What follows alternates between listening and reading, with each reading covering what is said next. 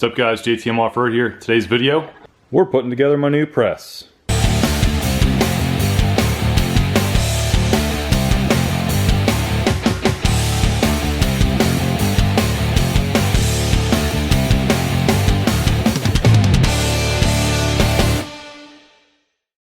So Harbor Freight has a 20-ton press that went on sale, and I've been wanting to get one for a long time, but never really had the money just sitting around to go get one. And finally, I decided today was the day I'm gonna get it. This was the last day of the sale, and went and grabbed it. So 20-ton is one of the bigger ones that Harbor Freight has. I think there's a 12 or 15, and then there's this 21. So why did I go with the 20-ton? Well, there's some things that I've needed to do before, like change wheel bearings on a vehicle that bearings needed to be pressed out, and you needed like an 18-ton press. So I said, okay, 20-ton is what I need. There's a few people I know that have presses about this big, and that's always a pain to bother them to go ask to use it, and it's better to just finally get it.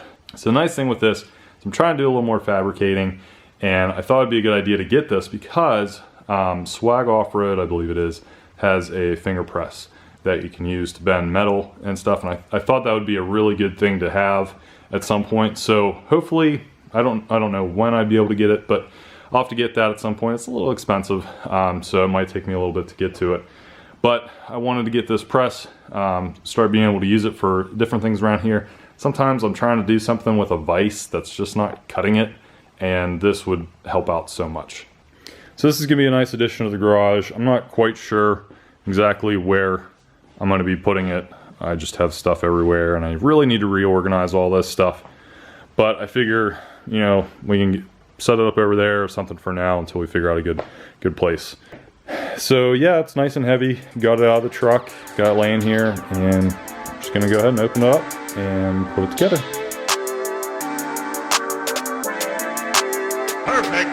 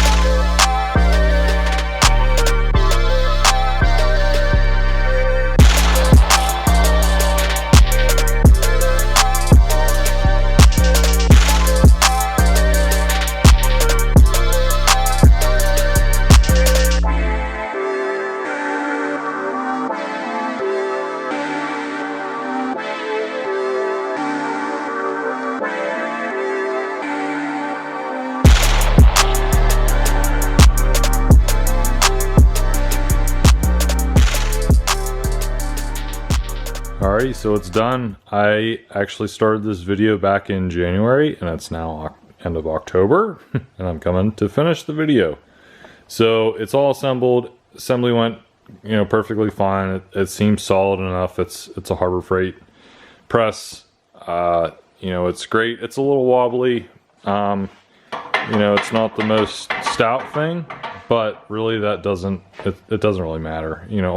Everything's happening up here. That's fine. There's different adjustment holes for where you want it to be. I have it all the way up to the top. If you have something very short, it's going to take you a long time to, press something. This is going to take a long time to go down. So you can get a pneumatic hydraulic bottle jack and hook it up to air, and it'll be much faster and less winded, which I will probably do eventually. But for now, this is how it's going to be. I have yet to use it. I really have not done a whole lot this year, but we are going to try it out. Figure one thing that might help benefit, I've always done U-joints with hammer and sockets and stuff, but maybe it'll be a little easier with a press. So I've already knocked out the one clip. The other clip kind of broke halfway through, so we'll just try on this side, try to press it down, see if we can get this free. I've already hit it with some heat, so hopefully it kind of loosen things up a little bit. But we'll see. We'll go ahead and put that on, see if we can press out this one joint here. Oh, and by the way, this is actually a front drive shaft out of this YJ that I broke climbing a ledge. And it has now become a shop cheater bar.